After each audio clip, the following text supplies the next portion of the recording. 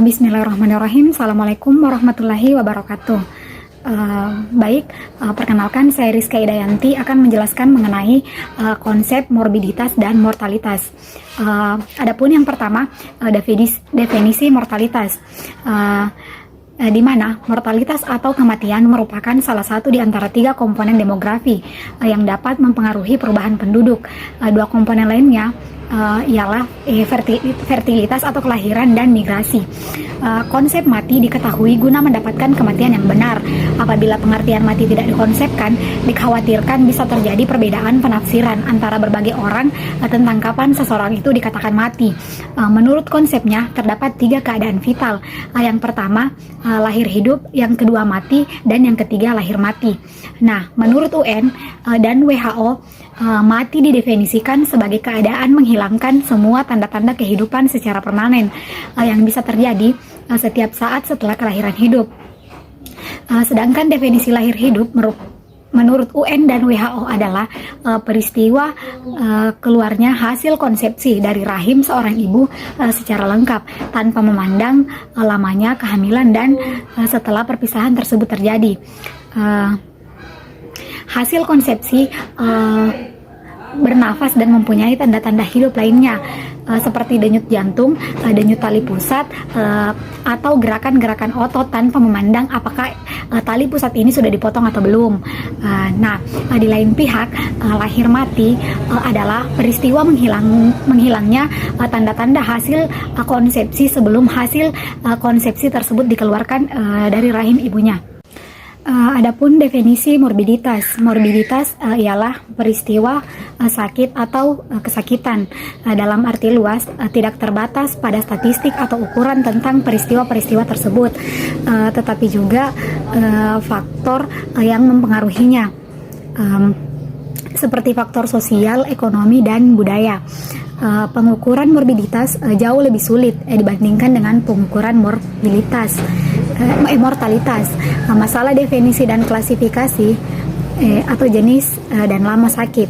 Angka kesakitan penduduk diperoleh dari data yang berasal dari masyarakat atau community based data yang diperoleh melalui survei dan hasil pengumpulan data dari Dinas Kesehatan Kabupaten Kota serta dari sarana pelayanan kesehatan yang diperoleh melalui sistem pencatatan dan pelaporan. Morbiditas ialah angka kesakitan baik insiden maupun prevalen dari suatu penyakit. Morbiditas menggambarkan kejadian penyakit dalam suatu populasi pada kurun waktu tertentu. Morbiditas juga berperan dalam penilaian terhadap derajat kesehatan masyarakat. Perkenalkan, nama saya Nur Azmi dengan NIM 90030011860. Materi selanjutnya yaitu ukuran dasar mortalitas dan morbiditas. Yang pertama yaitu insiden. Insiden ini didefinisikan sebagai jumlah kasus baru suatu penyakit selama suatu kurun waktu tertentu. Ukuran ini diperkirakan dengan penduduk tengah periode kurun waktu. Biasanya tidak mungkin secara langsung mengukur insiden karena masalah ketidakpastian menentukan kapan tepatnya suatu penyakit dimulai. Perlu dicatat bahwa insiden adalah frekuensi kejadian selama kurun waktu. Yang kedua yaitu prevalensi. Prevalensi merupakan suatu penyakit yang menyatakan jumlah penduduk yang sakit pada titik waktu tertentu tanpa memperhitungkan kapan kasus penyakit itu telah dimulai. Angka berisiko pada titik waktu tersebut. Yang ketiga yaitu attack rate atau angka serangan, yaitu angka insiden yang terjadi dalam waktu yang singkat, atau dengan kata lain jumlah mereka yang rentan dan terserang penyakit tertentu pada periode tertentu. Contoh, pada suatu kejadian luar biasa, campak di suatu sekolah dengan 400 murid, di mana 60 diantaranya menderita campak. Maka angka insiden campak pada KLB tersebut adalah 60/400 atau sama dengan 15%. Kemudian materi selanjutnya yaitu ukuran mortalitas. Yang pertama yaitu CFR atau angka kefatalan kasus. CFR ini adalah perbandingan antara jumlah kematian terhadap penyakit tertentu yang terjadi selama 1 tahun dengan jumlah penduduk yang menderita penyakit tersebut pada tahun yang sama. Adapun rumus untuk mencari CFR adalah yaitu P per T kali K. Kemudian yang kedua yaitu CDR adalah angka kematian kasar, yaitu jumlah kematian yang dicatat selama 1 tahun per 1000 penduduk pada pertengahan tahun yang sama. Disebut kasar karena angka ini dihitung secara menyeluruh tanpa memperhatikan kelompok-kelompok tertentu di dalam populasi dengan tingkat kematian yang berbeda-beda. Adapun rumus CDR yaitu D per P dikali K. Kemudian yang ketiga yaitu ASDR. ASDR ini adalah angka kematian menurut golongan umur, yaitu perbandingan antara jumlah kematian yang dicatat selama 1 tahun pada penduduk golongan umur dikali dengan jumlah penduduk golongan umur dikali pada pertengahan tahun. Adapun rumusnya yaitu ASDR sama dengan DX per PX dikali K. Kemudian yang keempat yaitu UFMR. UFMR adalah angka kematian balita, yaitu gabungan antara angka kematian bayi dengan angka kematian anak umur 1 sampai 4 tahun, yaitu jumlah kematian balita yang dicatat selama 1 tahun per 1000 penduduk balita pada tahun yang sama. Adapun rumusnya yaitu M per R dikali K. Kemudian yang kelima yaitu PMR. PMR adalah angka kematian prenatal yang yaitu jumlah kematian janin yang dilahirkan pada usia kehamilan berumur 28 minggu atau lebih ditambah kematian bayi yang berumur kurang dari 7 hari yang dicatat dalam 1 tahun per 1000 kelahiran hidup pada tahun yang sama.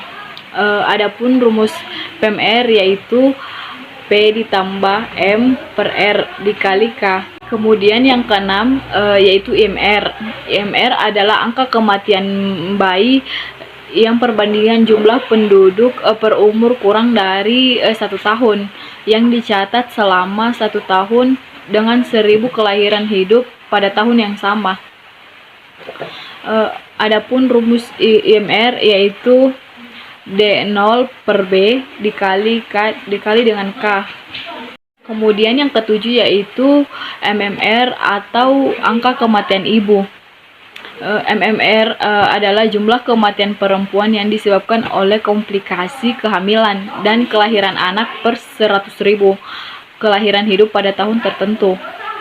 Kemudian yang terakhir yaitu PDSC.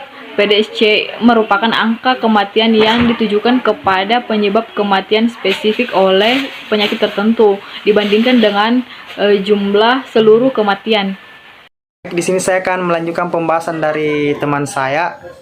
Tapi sebelum saya memasuki inti dari pembahasan, di sini saya akan memperkenalkan diri. Perkenalkan, nama saya Erwin dengan NIM 903118058.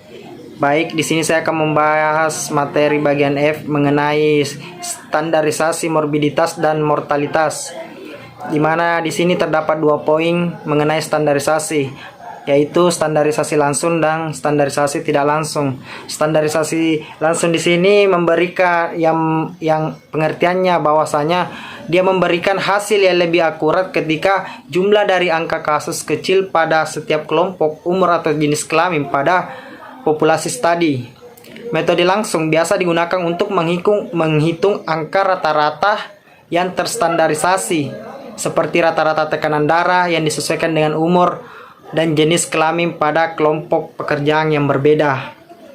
Nah, poin yang kedua di sini ada standarisasi tidak langsung, di mana standarisasi tidak langsung atau indirect standardization diukur dengan membandingkan jumlah kematian atau kesakitan yang diamati dan jumlah kematian atau kesakitan yang diharapkan yang dikenal juga dengan istilah Standardization Mortality Ratio atau SMR.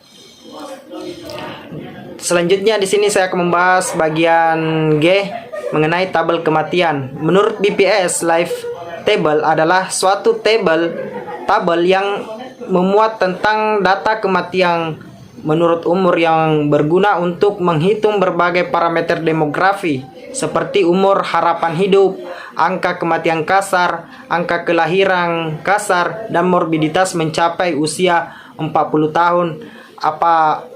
Nah, yang jadi pertanyaan di sini, apa latar belakang dibangunnya ini Life Table? Di sini ada dua alasan mengapa dibangunnya ini Life Table, yaitu yang pertama untuk memenuhi saran dari Perserikatan Bangsa-Bangsa bahwa setiap negara sepatutnya memiliki Life Table tersendiri. Selama ini Indonesia belum memiliki yang namanya Life Table. Nah, yang kedua, Life Table merupakan salah satu output dari sensus penduduk. Kita sudah memiliki semua sensus penduduk. Dengan dasar itu, kita tindak lanjuti dengan membuat Life Table ke depannya. Sebenarnya ini sangat bermanfaat jika kita kembangkan Life Table menurut jenisnya seperti berdasarkan penyebab penyakit, new entry, tenaga kerja, dan menghitung umur perkawinan. Adapun di sini kegunaan Life Table yaitu untuk membandingkan tingkat mortalitas, dan yang kedua untuk mengukur kemajuan yang diperoleh dari upaya pemeliharaan kesmas kesehatan khususnya anak-anak yang tercermin dari angka harapan hidup. Dan yang ketiga, dasar untuk penghitungan bidang asuransi jiwa bagi penentuan premi. Adapun di sini data kematian bayi Provinsi Sulawesi Selatan pada tahun 2013 sampai 2019. Di sini pada tahun 2013 jumlah kematian bayi berjumlah 558 orang. Sedangkan 2014 berjumlah 298 orang. 2015 berjumlah 332 orang. Sedangkan 2016 jumlah kematian bayi sebanyak 1179 orang. Sedangkan 2017 angka kematian bayi berjumlah 1059 orang. 2018 berjumlah 1037 orang. Sedangkan 2019 jumlah angka kematian bayi berjumlah 919 orang. Nah, dari hasil pengumpulan data profit kesehatan tahun 2019, jumlah kematian bayi menjadi 919 bayi atau 6,02 per 1000 kelahiran hidup. Nah, di sini terjadi penurunan dari tahun 2018. Sebenarnya di sini masih perlu peran dari semua pihak yang terkait dalam rangka penurunan angka tersebut, sehingga target Sustainable Development Goals atau SDGs, khususnya penurunan angka kematian, dapat tercapai. Adapun di sini mengenai data tabel kematian ibu pada tahun 2013 sampai 2019 di Adapun di sini mengenai data tabel kematian ibu pada tahun 2013 sampai 2019 di Provinsi Sulawesi Selatan. Di sini pada tahun pertama atau 2013 jumlah kematian ibu berjumlah 115 orang. 2014 itu berjumlah sebanyak 138 orang. 2015 berjumlah sebanyak 149 orang. Sedangkan 2016 jumlah kematian ibu itu berjumlah 153 orang. 2017 berjumlah 115 orang. Sedangkan 2018 jumlah kematian ibu berjumlah 139 orang. Dan yang terakhir pada tahun 2019 itu jumlah kematian ibu mengalami peningkatan sebanyak 144 orang. Adapun di sini persentase tabel kematian ibu Provinsi Sulawesi Selatan pada tahun 2019, di mana di sini Ibu Nifas di sini mengalami Ibu nifas 77,53%, ibu hamil 31,22%, ibu bersalin 30